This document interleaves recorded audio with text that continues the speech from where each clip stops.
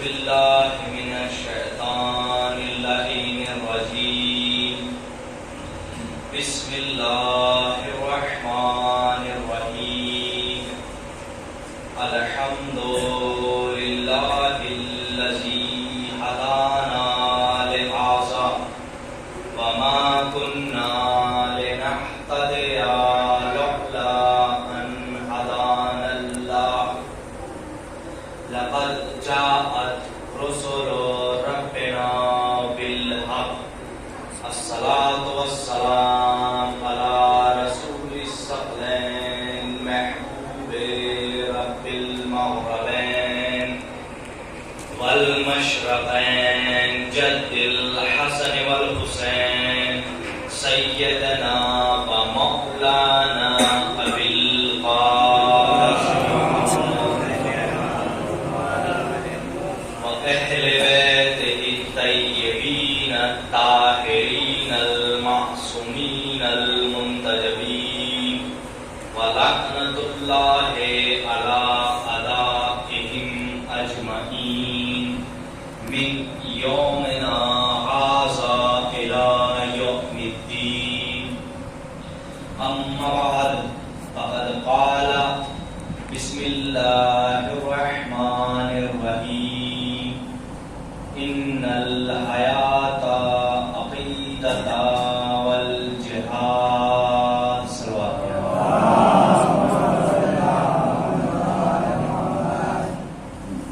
برادران عزیز، بزرگان ملت، ذویل احترام، ماتمداران سید الشہداء، تشریف فرمائے. ماشاءاللہ سب روزے دار تشریف فرما ہے. پہلی مرتبہ حضرات کے سامنے یہ شرف حاصل ہوا اور سب کے نورانی چہرے بتا رہے ہیں کہ سب علی والے ہیں. چند منٹ آپ حضرات کے سامنے دو چار بات عرض کرنا ہے اور ظاہر سی بات ہے آج کی شب اس کا ذکر ہونا ہے، یہ مجھے آپ حضرات کو بتانے کی ضرورت رہی ہے. دیکھیے مجلس آپ لوگ ماشاءاللہ سے مسلسل سنتے ہیں، مگر یہ ادنا سا طالب علم پہلی مرتبہ آج آپ حضرات سے ملاقات ہوئی، اگر کوئی بات سمجھ میں آئے تو کم سے کم ہاتھ نہیں اٹھا سکتے تو سر ہلا دیے گا، تاکہ اتنی دور سے آنے کے بعد مجھے احساس ہو کہ ہاں میں نے آپ حضرات تک کچھ درس پہنچایا. اس مقدس بارگاہ میں میں نے آپ حضرات کے سامنے سبت رسول الثقلین حضرت مولا حسین کی فقرے کی تلاوت کا شرف حاصل کیا حصول ثواب کی غرض سے. دیکھیے فقرہ ہے بیٹے کا اور ذکر ہونا ہے باپ کا، تو ثواب کی غرض سے آپ حضرات کے سامنے مولا حسین کی فقرے کی تلاوت کا شرف حاصل کیا. مولا حسین نے زندگی کا ماحصل و مفہوم ان لفظوں میں بیان فرمایا، ان الحیات عقیدۃ والجہاد. بچے بھی تشریف فرمائے، چھوٹے بھائی بھی ہیں، بزرگوں سے تو میں کچھ ایک لفظ کہوں گا بھی نہیں، بس یہ سن لیں ثواب کی غرض سے تو بہت بڑی بات ہے. 5 منٹ صرف 5 منٹ بہت سکون کے ساتھ سن لیجیے.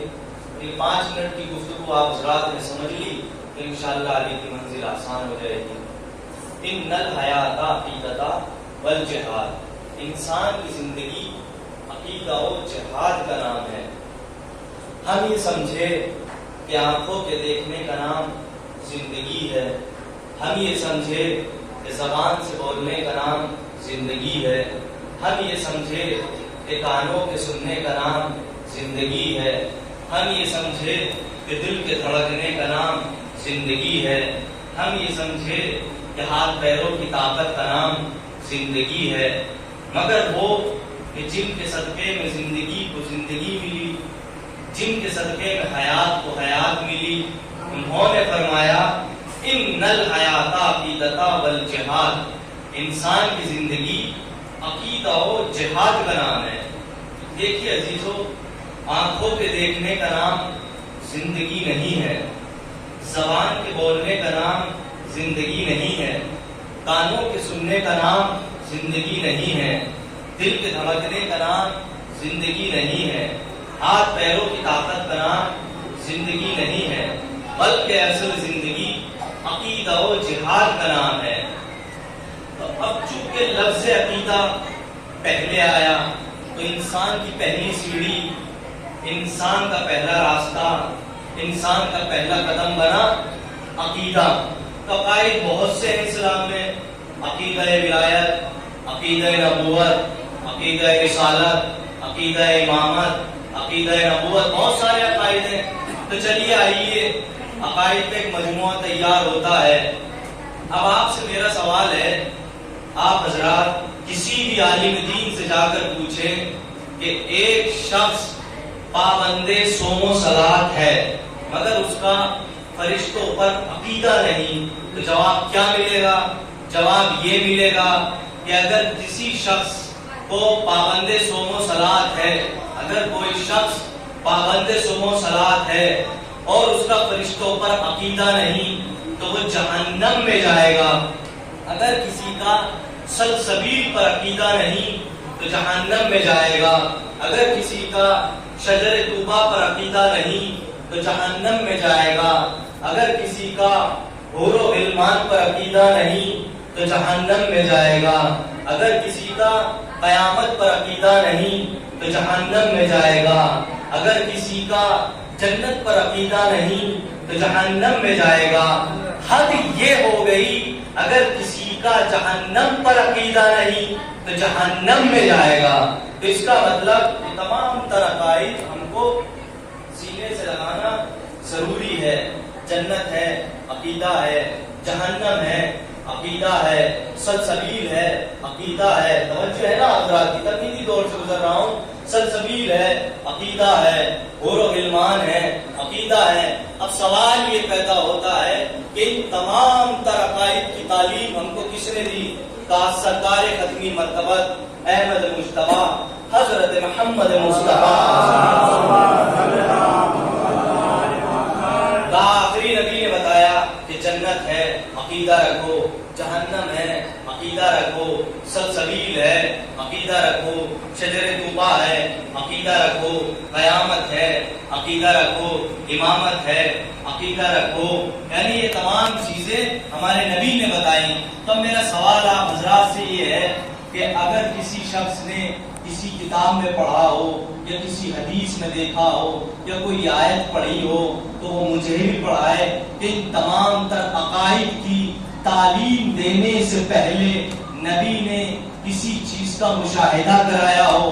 بات کو واضح کر دوں، مثلا نبی نے پہلے جنت کا نظارہ کرایا ہو، پھر کہا ہو کہ جنت ہے، عقیدہ رکھو، پہلے کسی فرشتے سے مصافحہ کرایا ہو، پھر کہا ہو کہ فرشتہ ہے، عقیدہ رکھو، پہلے ایک جام کوثر کا پلایا ہو، پھر کہا ہو کہ کوثر ہے، عقیدہ رکھو، پہلے شجر طوبہ کے سائے میں بٹھایا ہو، پھر کہا ہو کہ شجر طوبہ ہے، عقیدہ رکھو۔ کہا یہ تمام تر عقائد کی تعلیم ہمیں پیغمبر نے بغیر دیکھے عطا فرمائی۔ تو اب آپ لوگ اندازہ لگائیے، جسے پیغمبر نے بغیر دیکھے کہا ہو اور ہم نے مان لیا ہو تو اس پہ عقیدہ رکھنا اتنا واجب ہے، اور جسے سوالات کے مجمع میں دکھایا ہو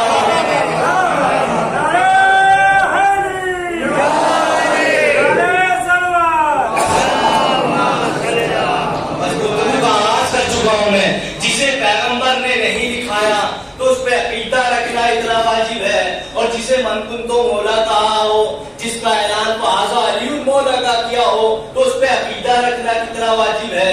تو عقیدہ ولایت کتنا اہم ہے۔ بات مولا علی کی ہوگی اس لیے کہ آج نہیں ہوگی تو پھر کب ہوگی۔ تو عقیدہ ولایت کتنا اہم ہے، یہ عقیدہ ولایت کتنا ضروری ہے، یہ علی کی ولایت کتنی واجب ہے، یہ علی کی ولایت اتنی واجب ہے۔ دیکھیے ہمارے علماء نے پیغمبر اسلام کی بہت ساری حدیثیں لکھی ہیں، بے شمار حدیثیں ہیں، لاتعداد کتابیں ہیں، قرآن کے بعد حدیثیں ہی حدیثیں ہیں، قرآن کے ساتھ حدیثیں ہی حدیثیں ہیں، حالانکہ قرآن سے حدیثیں کم نہیں ہیں، بے شمار حدیثیں ہیں۔ اب گفتگو کا آغاز کر چکا ہوں، بات سمجھ میں آئے تو مولا کے لیے ہاتھ اٹھائیے گا۔ آخری پیغمبر نے فرمایا کہ اللہ نے آدم سے لے کر شیش تک، شیش سے لے کر انوش تک، انوش سے لے کر کنایان تک، کنایان سے لے کر مہلائیل تک، مہلائیل سے لے کر یازب تک، یازب سے لے کر لمک تک، لمک سے لے کر نوح تک، نوح سے لے کر حام تک، حام سے لے کر سام تک، سام سے لے کر ابراہیم تک، ابراہیم سے لے کر اسماعیل تک، اسماعیل سے لے کر اسحاق تک، اسحاق سے لے کر یعقوب تک، یعقوب سے لے کر ایوب تک، ایوب سے لے کر یوسف تک، یوسف سے لے کر یونس تک، یونس سے لے کر انوش تک، انوش سے لے کر شمون تک، شمون سے لے کر موسیٰ تک، موسیٰ سے لے کر عیسیٰ تک۔ نبی نے فرمایا کہ اللہ نے اس وقت تک کسی نبی کو نبی بنایا ہی نہیں جب تک علی کو ولی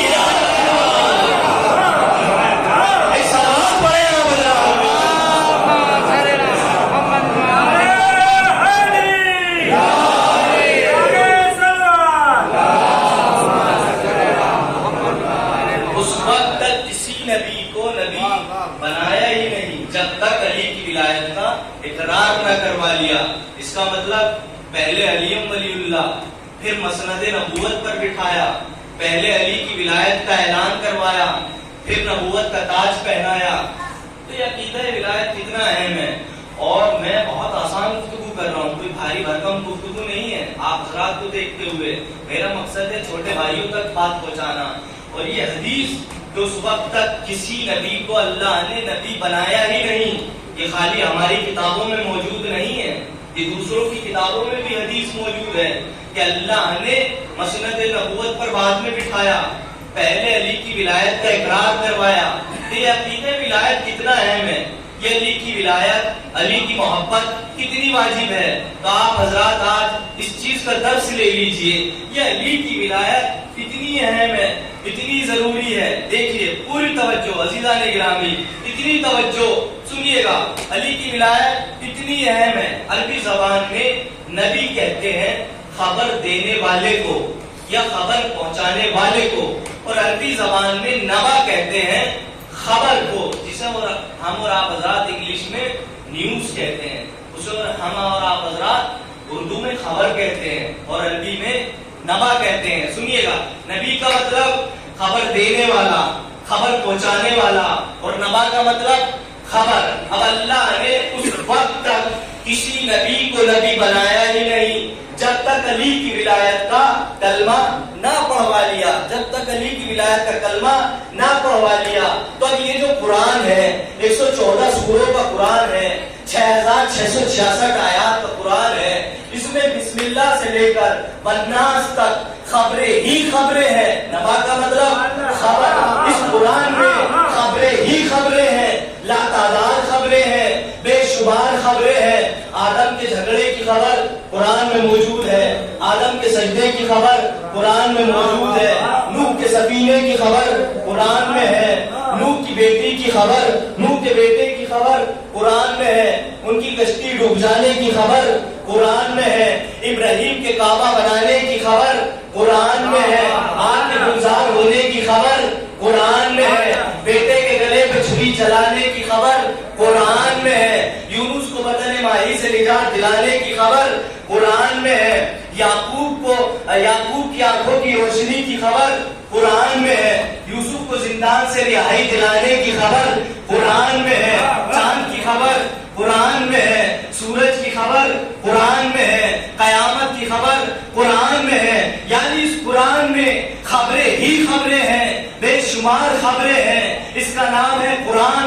قرآن کا مطلب پڑھا ہوا، قرآن کا مطلب سمجھا ہوا، قرآن کا نام ہے فرقان، یعنی فرق کرنے والا۔ اس قرآن میں خبریں ہی خبریں ہیں، بے شمار خبریں ہیں، مگر اس قرآن میں خبریں ہی خبریں ہیں۔ اس کائنات میں، پوری دنیا میں کسی کو آگ میں کہتے ہوئے نہیں دیکھا ہوگا کہ اس قرآن کا نام نبا ہے، کسی کو کہتے ہوئے نہیں دیکھا۔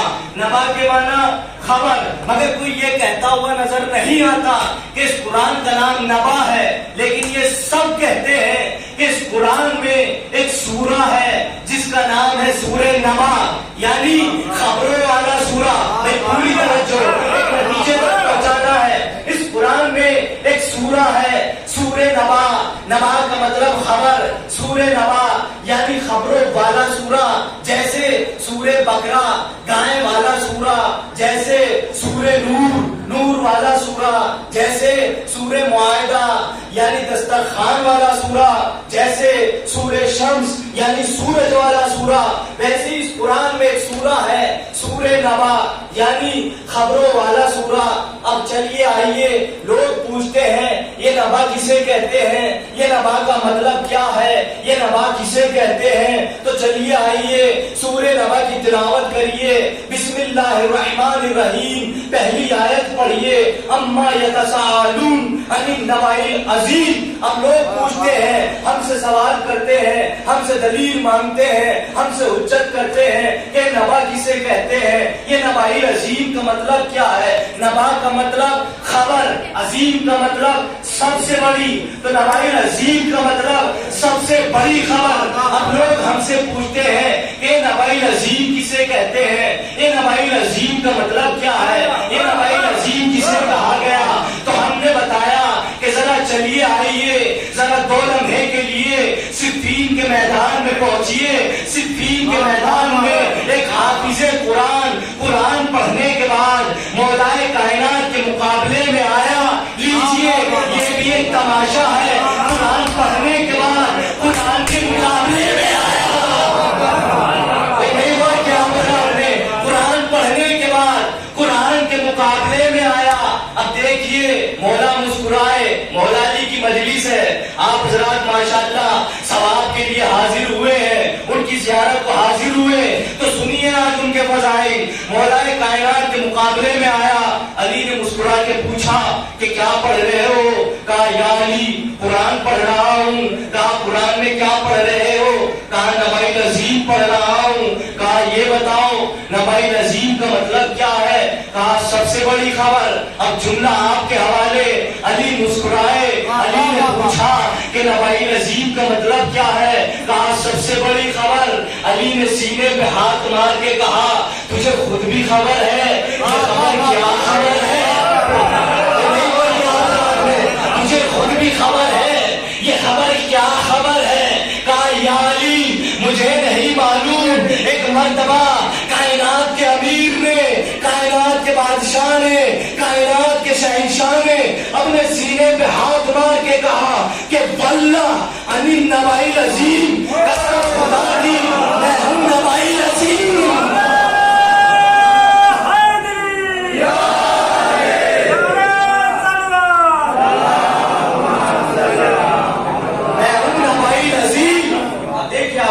علی کہہ رہے میں ہوں نبأ عظیم. اور مولا علی کی زیارت پڑھ لیجئے، یہی فکرہ ملے گا. السلام علیکم ایھا النبأ العظیم، سلام و آپ پر اللہ کی سب سے بڑی خبر. تو نبأ عظیم کون ہے؟ علی ہے. علی کون ہے؟ تھوڑا سا ایکو بڑھ رہا ہے اس کا، تھوڑا سا صحیح کر دیے تو مجھے سہارا مل جائے گا. سلوات پڑھیں آپ حضرات، پریشان ہونے والی بات نہیں ہے. تو علی ہے اللہ کی سب سے بڑی خبر، اور نبی ہے خبر پہنچانے والے، خبر دینے والے. تو اللہ نے نبی کو بھیجا خبر پہنچانے کے لیے، خبر دینے کے لیے. اسی لیے غدیر کے میدان میں اللہ نے تیوریہ بدل کے کہا کہ اگر یہ نہ پہنچایا تو کچھ نہ پہنچایا، یہ نہ کیا تو کچھ نہ کیا، یہ نہ سنایا تو کچھ نہ سنایا، اور یہ نہ سنا تو کچھ نہ سنا. توجہ ہے آپ حضرات کی؟ بس رہنے دیے. تو نبی ہے سب سے بڑی اللہ کی سب سے بڑی خبر، اور نبی ہے خبر دینے والے.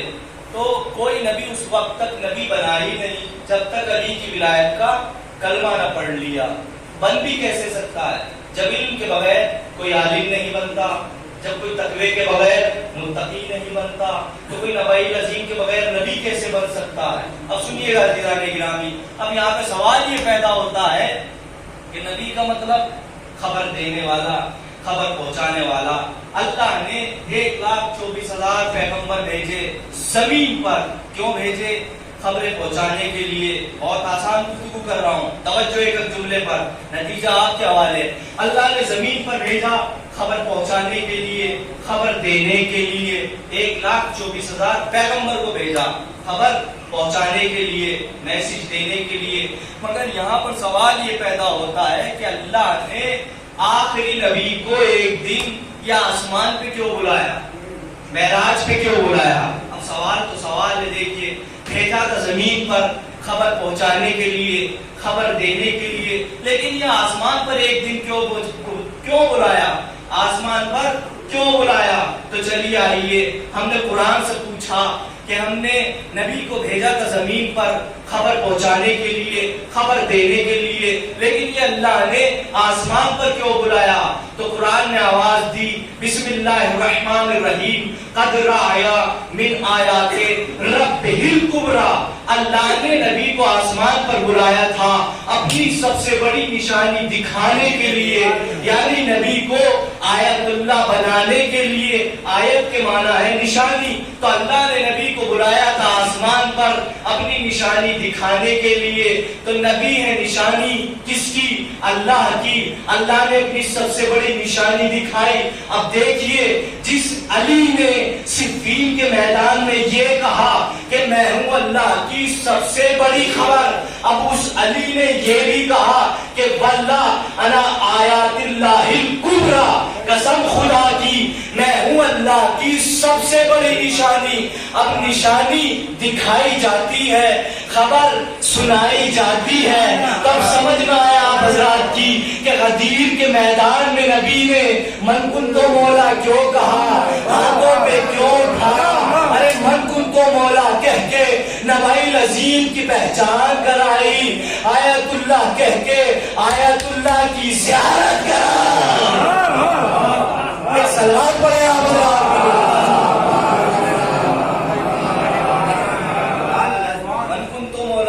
نبائل عظیم کی پہچان کرائی.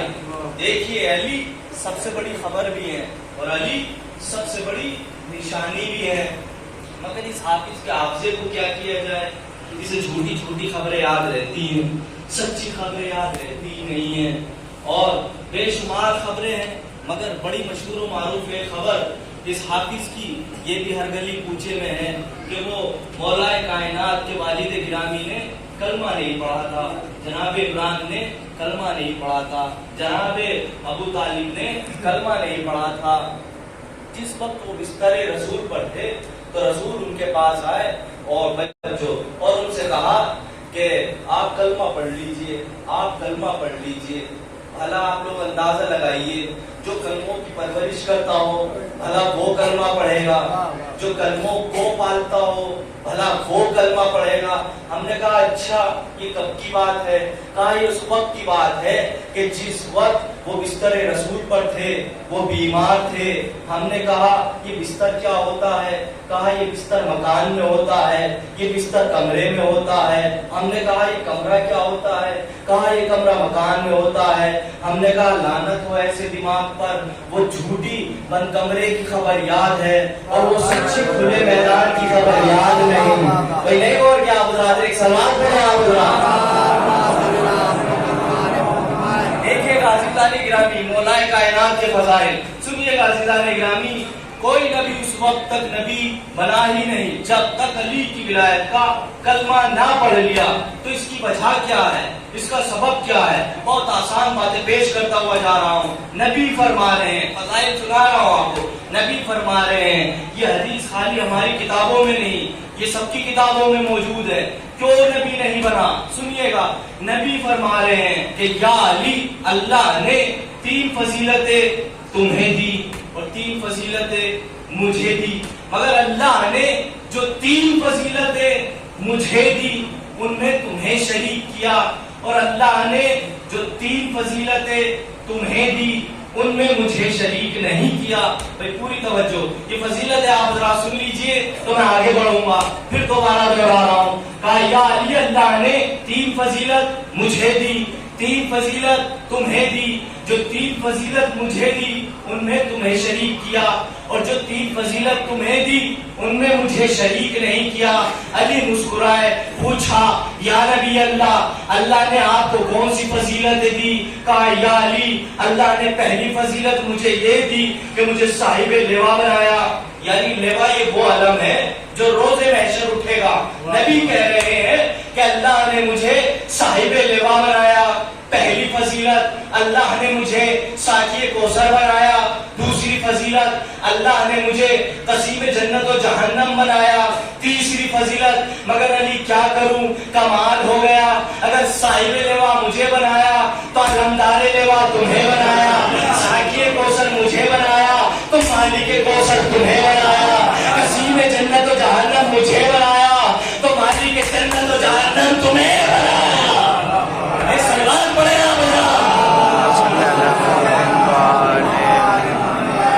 اب علی فرماتے ہیں کہ وہ کون سی فضیلتیں ہیں جو اللہ نے کی بہت آسان گفتگو کر رہا ہوں۔ کہا یا علی، اللہ نے جیسا حسن تمہیں دیا ویسا حسن مجھے نہیں دیا۔ حسن کہتے ہیں سسر کو۔ کہا یا علی، اللہ نے جیسا حسن تمہیں دیا ویسا حسن مجھے نہیں دیا۔ اللہ نے جیسے بیٹے تمہیں دیے ویسے بیٹے مجھے نہیں دیے۔ حالانکہ یہ حسنین وہ شہزادے ہیں، وہ بادشاہ ہیں کہ جو مکان میں ہیں تو علی کے بیٹے، میدان میں ہیں تو نبی کے بیٹے۔ بھئی یہ حسنین وہ بادشاہ ہیں، یہ کائنات کے واحد شہنشاہ ہیں، جو مکان میں ہیں تو نبی کے بیٹے، اور مباہلے میں پہنچے تو نبی کے بیٹے کہلائے گئے۔ اور تیسری فضیلت کہ جیسی زوجہ تمہیں ملی ویسی زوجہ مجھے نہیں ملی۔ نبی کی زبان ہے، جیسی زوجہ تمہیں ملی ویسی زوجہ مجھے نہیں ملی۔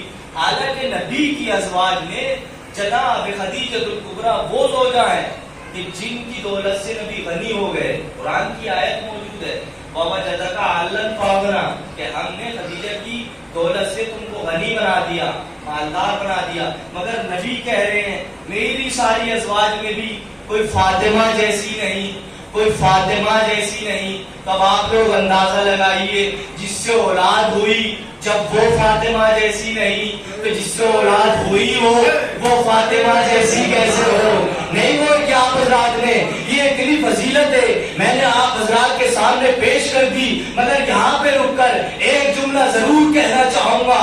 بہار مزاج خدا کمال ہو گیا، خود کو وحدت میں لا شریک رکھا، علی کو علی کی فضیلت میں لا شریک رکھا۔ جب نبی جیسا علی کی فضیلت میں شریک نہیں ہو سکتا تو کوئی ایسا ویسا ایک سلوات پڑے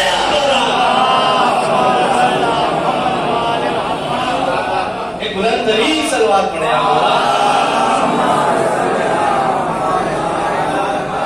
جب نبی جیسا علی کی فضیلت میں شریک نہیں ہو سکتا تو کوئی ایسا ویسا کیسے شریک ہو سکتا ہے؟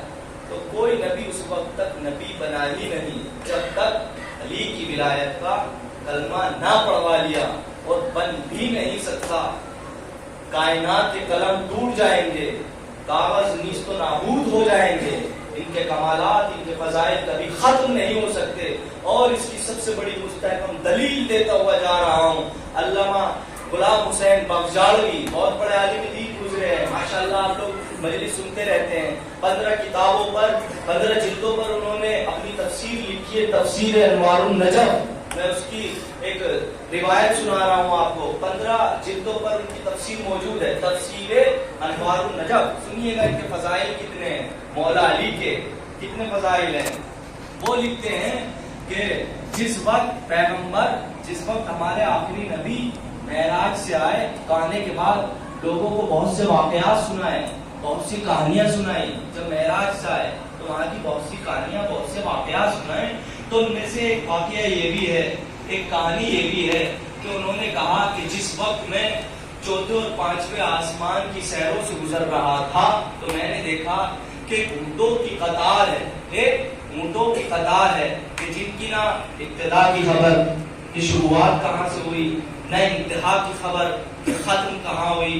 توجہ ہے آپ حضرات کی؟ تو میں بات آگے عرض کروں، کوئی توجہ، بہت آسان گفتگو کر رہا ہوں کہ جن کی نہ ابتدا کی خبر شروعات کہاں سے ہوئی، نہ انتہا کی خبر کہ ختم کہاں ہوئی، اور ہر اونٹ کے اوپر ایک صندوق رکھا ہوا ہے۔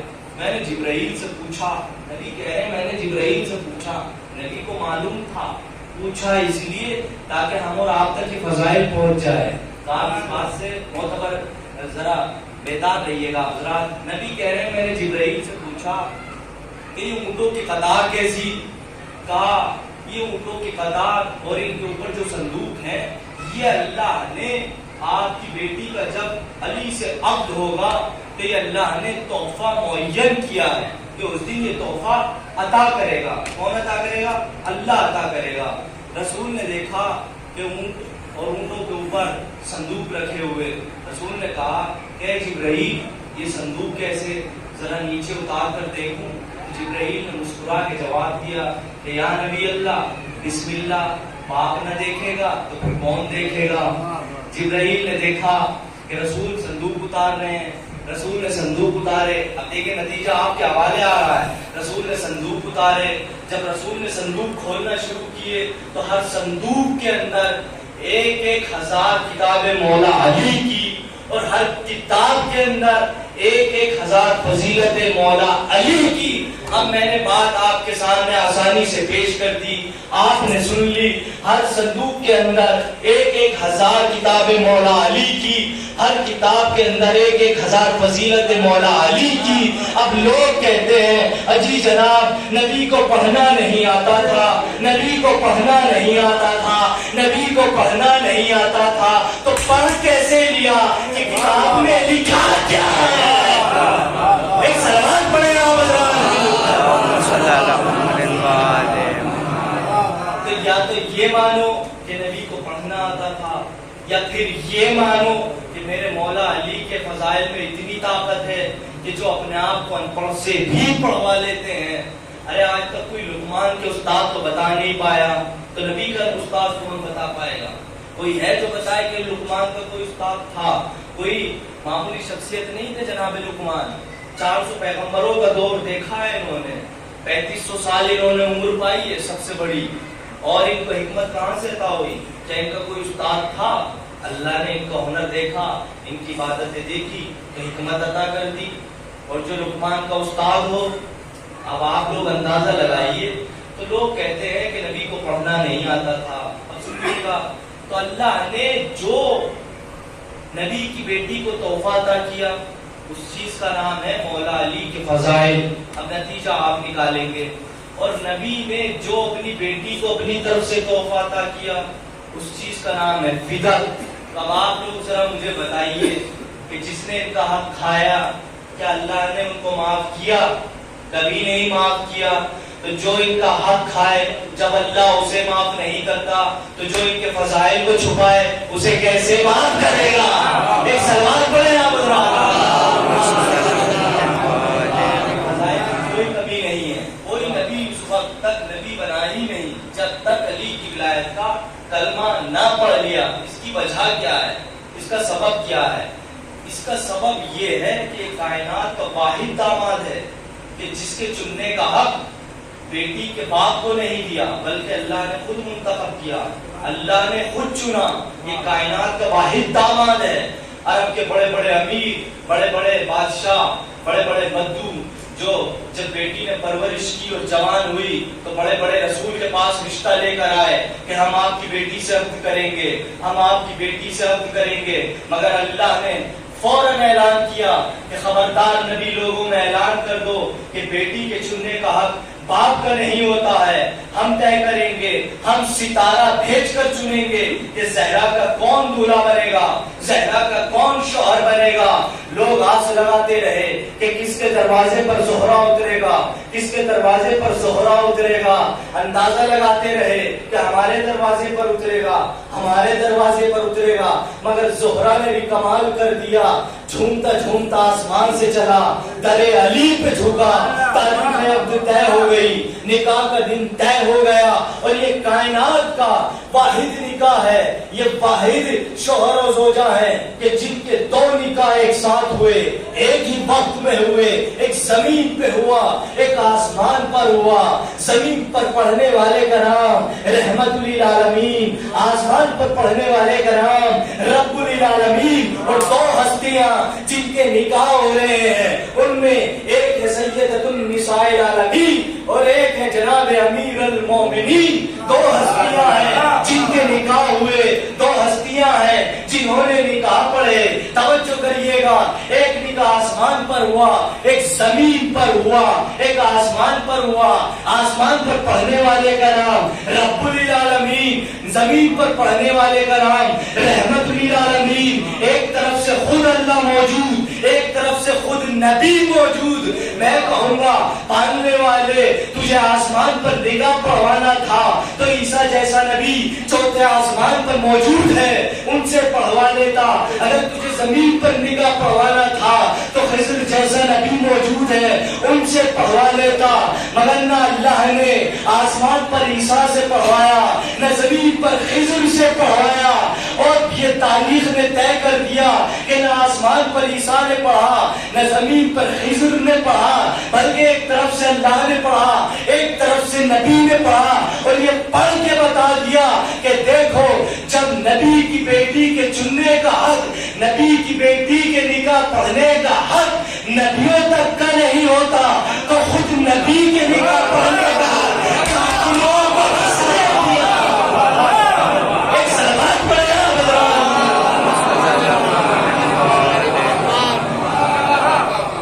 नबी का निकाह कौन काफिर पढ़ सकता है? जब बेटी का निकाह नबियों तक कोई नहीं किया, कोई काफिर कैसे पढ़ सकता है? कोई नबी क्यों नहीं बना नबी?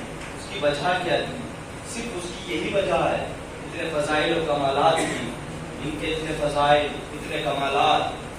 वक्त बहुत कम है, वरना बहुत आसानी से वजाहत करता। देखिए रमजान चल रहा है और सब दिन भर के थके हुए रहते हैं, इसलिए आसान आसान बातें की हैं, वरना मैं बहुत तफसील से बयान करता। हर मुसलमान पांचों वक्त की नमाज में चिल्लाता है अल्हम्दुलिल्लाह रब्बिल आलमीन, अल्हम्दुलिल्लाह रब्बिल आलमीन। तमाम तारीफ उस खुदा की जो आलमीन का रब है। आलमीन, आलम है एक और आलमीन है बहुत सारे। कितने सारे आलमीन हैं? आप और हम समझते हैं सिर्फ यही आलम है, सिर्फ यही दुनिया है, सिर्फ लोग समझते हैं अली की यही हुकूमत है।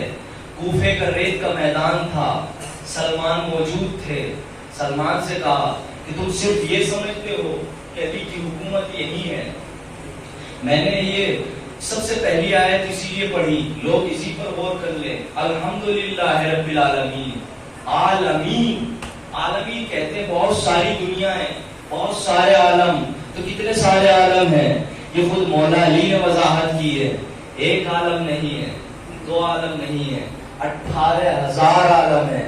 तो अब सोचिए, जब 18,000 आलम है तो 18,000 आलम में 18,000 अली होंगे। कोई एक आलम में एक अली नहीं है। सलमान से कहा, लोग समझते हैं सिर्फ मेरी इसी दुनिया में हुकूमत है, आओ मैं तुम्हें दिखाता हूँ मेरी कहाँ कहाँ हुकूमत है। सलमान, आसमान से तख्त आया, सलमान बैठे, अली बैठे, चले। कहा सलमान जरा आंखें बंद करो। सलमान ने आंखें बंद की, देखा सलमान ने ज़मरूद की दुनिया, सुर्ख जमीन, सुर्ख लोग, सुर्ख तख्त, सुर्ख ताज और सफेद लिबास में अली तख्त ताज तशरीफ फरमा है। सलमान ने देखा सुर्ख लोगों के दरमियान, सुर्ख जमीन पर अली तशरीफ फरमा। कहा सलमान आंखें बंद करो। आंखें बंद की, फिर देखा कि सोने की दुनिया, सोने की जमीन, सोने के आसमान, सोने का तख्त, सोने का ताज और उसके ऊपर अली तशरीफ फरमा। फिर आंखें बंद करवाई, कहा फिर बंद करो। फिर देखा कि चांदी की दुनिया, चांदी के लोग, चांदी का तख्त, चांदी का ताज और उस पर अली तशरीफ फरमा। फिर आंखें बंद करवाई, फिर देखा कि वही कूफा, वही रेत। और थोड़ी देर के बाद कंबर आए। आने के बाद कहा कि या अली, वो सलमान को पता नहीं क्या हो गया है, सलमान बोल नहीं रहे हैं, सलमान गुफ्तगू नहीं कर रहे हैं। कहा सलमान को बुला के लाओ। सलमान से पूछा क्या हुआ? کہا یا علی سمجھ میں نہیں آتا، آپ علی ہی ہیں، یہ سلمان کے جملے ہیں، آپ علی ہی ہیں۔ میں ایسے 1000 واقعات سنا سکتا ہوں جہاں ان لوگوں کا ایمان ڈگمگا گیا تھا۔ اگر ان لوگوں کو آپس میں پتا چل جاتا کہ علی ہے کیا تو ایک دوسرے کو قتل کر دیتے، مگر علی نے کہا صبر رکھو۔ علی نے مسجد میں سجدہ کر کے بتایا کہ رب وہی ہے، میں مخلوق ہوں۔ یہی وجہ ہے کوئی نبی اس وقت تک نبی بنا ہی نہیں۔ سلمان کو بہت سارے فضائل سنائے، بہت سارے کمالات سنائے۔ سلمان نے سوال بھی کیا یا علی ذرا مجھے وہ فضیلتیں بتائیے جن میں آپ کے سوا کوئی دوسرا شریک نہیں۔ ابھی نبی کی فضیلتیں سنائی، اب سلمان والی فضیلت سن لیجئے اور ربط مصائب۔ انشاءاللہ کبھی زندگی رہی تو آپ لوگ کے سامنے حاضر رہوں گا۔ تو سلمان نے پوچھا یا علی وہ فضائل بتائیے، وہ فضیلت بتائیے جن میں آپ کے سوا کوئی دوسرا شریک نہیں۔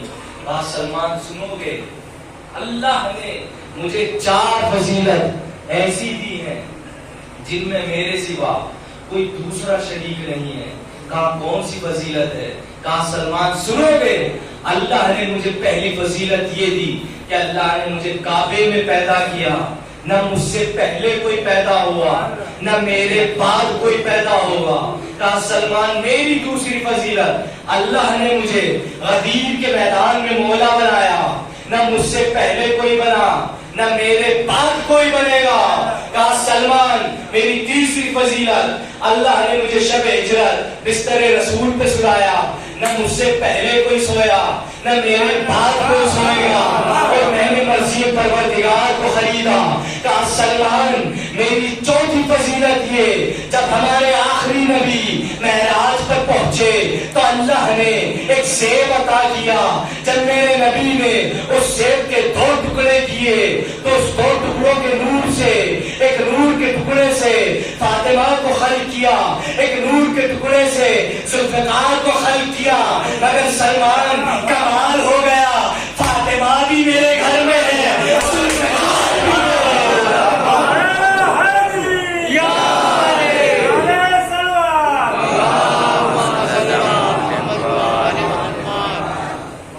یہی وجہ ہے، یہی بغض علی سے نکالا گیا ہے۔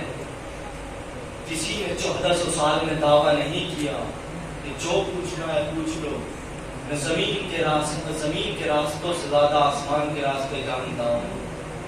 یہی بغض تھا، کسی نے بغیر الف کے خطبہ نہیں دیا۔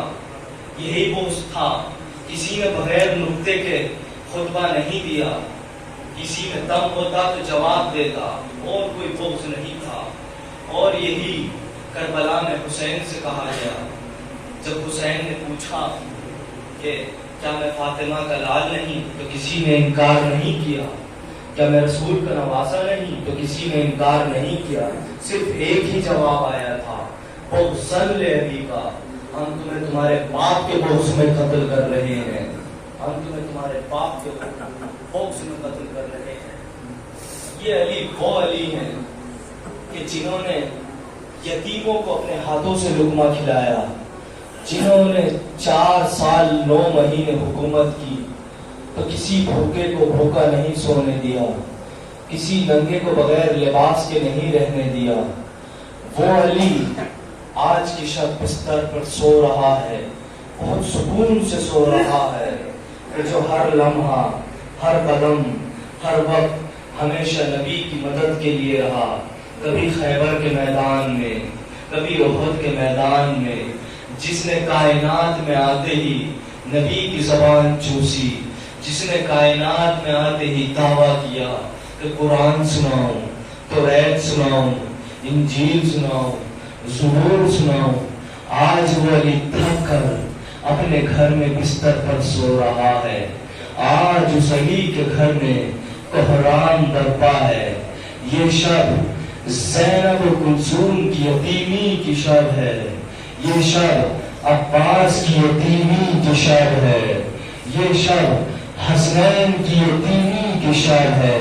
دیکھیے ابھی میں نے کچھ نہیں پڑھا، آپ کی آنکھیں نم ہو گئی، آپ رہنے کے لیے آمادہ ہو گئے۔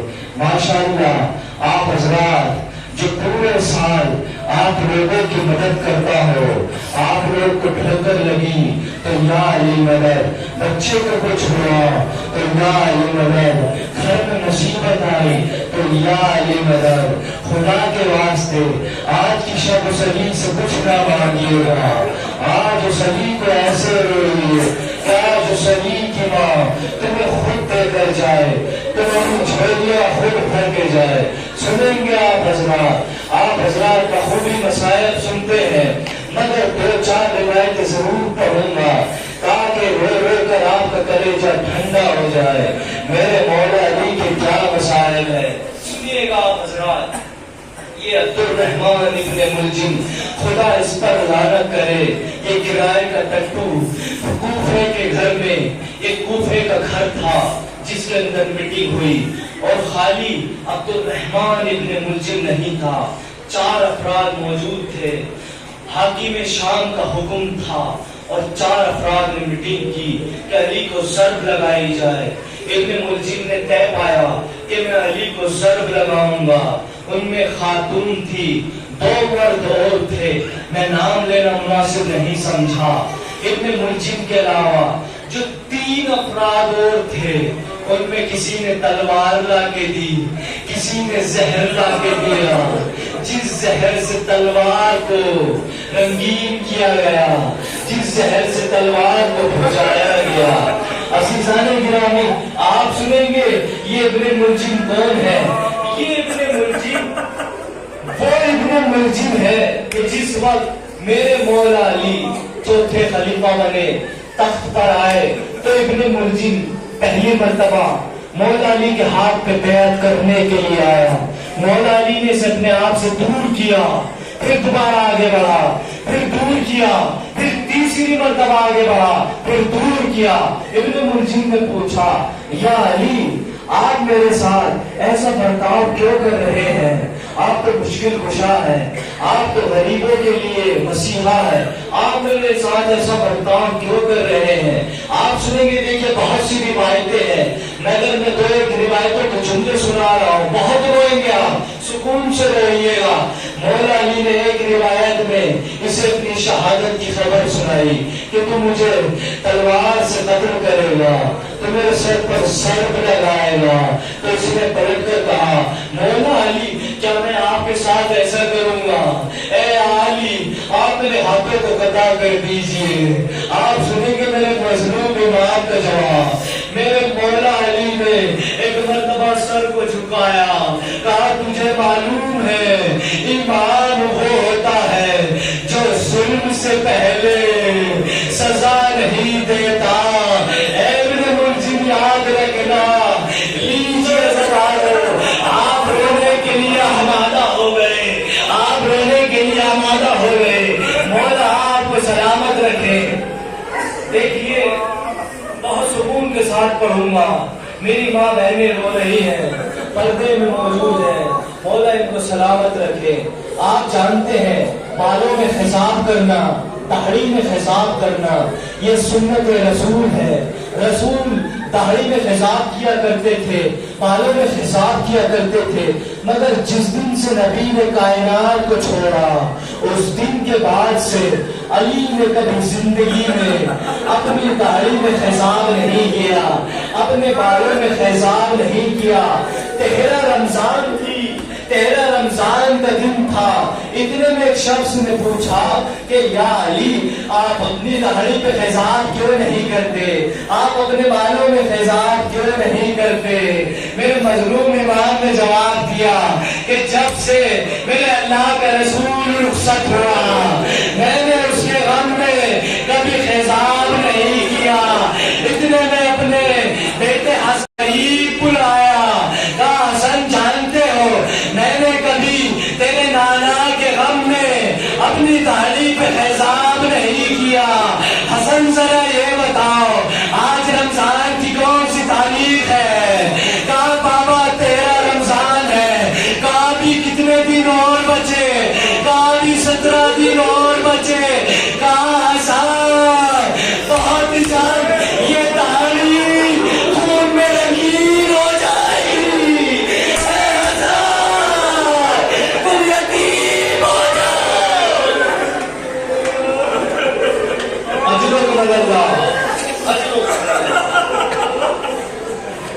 को सलामत रखे। देखिए 19 रमजान की सुबह थी जब मौला अली की ज़रबत लगी। देखिए कल सुबह 21 रमजान की सुबह हमारे इमाम हमसे रुखसत हो जाएंगे। आज आप उनको कांधा देंगे जो रसूल को कांधा देता हुआ आया, जो टूटी हुई पसलियों की बीवी को कांधा देता हुआ आया। हज़रत आप सुनेंगे आप वो मज़लूम इमाम जिसने आखिरी मर्तबा अपनी बेटी कुलसूम के घर में अफ्तार किया, और जब अफ्तार करके घर से चलने लगे रुखसत होने लगे तो एक मर्तबा दरवाजे की गली में मौला अली की कमर में आई। दरवाजे की गली मौला अली की कमर में आई। घर में पली हुई मुर्गाबिया सामने आए। मौला अली का रास्ता रोका। अब सुनेंगे आप मेरे मौला अली का जुमला। अगर आपके सीने में दिल है और दिल में दर्द है तो जरूर महसूस करेंगे। अली ने कहा कुलसूम जरा करीब आओ।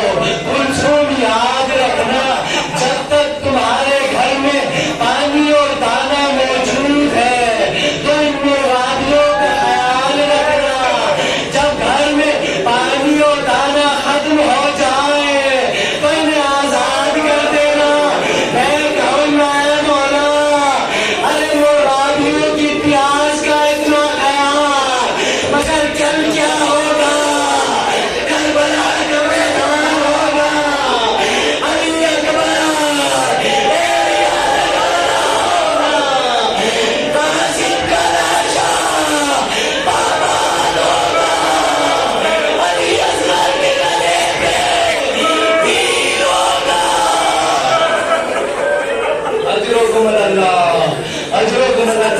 लीजिए ज़दारो, बहुत रो चुके आप, इतना ही रोना काफी है।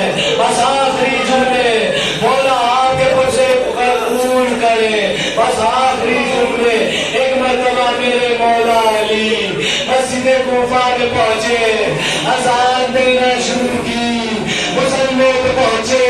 हुज़ैफ़ा यमानी कहता है कि मैं थका हुआ था, मैं बाहर से आया था, मैं थका हुआ अपने घर में पहुंचा, मुझ पे नींद का गलबा था, मैं बहुत ज्यादा थका हुआ था, मैं सो गया। इतने में मेरी ज़ौजा ने मुझे उठाया। हुज़ैफ़ा उठो, अज़ान हो रही है, हुज़ैफ़ा उठो। मगर हुज़ैफ़ा कहता है मुझ पे नींद ज्यादा तारी थी, मुझसे उठाया गया, मैं फिर सो गया। इतने में मेरी ज़ौजा ने दोबारा झंझोड़ के उठाया। हुज़ैफ़ा उठो। मैं उठा, मैंने पूछा क्या अज़ान खत्म हो गई? क्या अज़ान नबी ने दे दी? एक मरतबा ज़ौजा की आवाज आई कि अब अज़ान की आवाज नहीं आती, अब मुनादी आवाज दे रहा है। कद को तेरा अरे अली मारे गए, अली शहीद हो गए। अल्लाह लीजिए अज़ादारो। हुज़ैफ़ा घर से दौड़े। इतने में हुज़ैफ़ा ने देखा कि लोग दौड़े हुए मस्जिद में जा रहे हैं। मस्जिद में लोग तशरीफ फरमा है। हुज़ैफ़ा ने देखा कि कूफे के एक रास्ते से कोई नकाबपोश भाग रहा है। मुझे शक हुआ ये अली का कातिल है, ये मेरे इमाम का कातिल है। अरे जरा गौर तो करिए, जो नबी की ज़बान चूसता हो, जो हर दफा नबी के साथ रहता हो, जो हर दफा नबी को सहारा देता हो, जिसे नबी ने मौला बनाया हो, आज वो रुखसत हो रहा है। हाय मुसलमान, हाय गुरबा। लीजिए ज़दारो। हुज़ैफ़ा यमानी इतने में उस नकाबपोश के पीछे दौड़ा। दौड़ते दौड़ते हुज़ैफ़ा जब उसके करीब गया, जैसे ही उस पे हाथ डाला और जो उसकी चादर को हटाया, अरे उसकी तलवार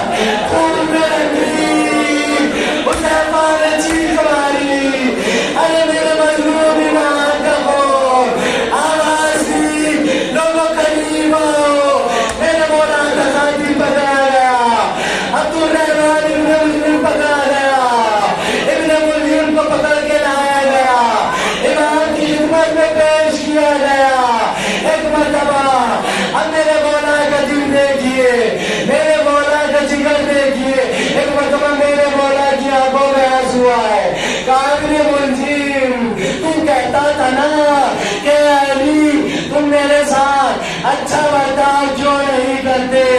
میں صحیح کہتا تھا نا، تو ہی مجھے قتل کرے گا، تو ہی میرے سر پہ ضربت لگائے گا۔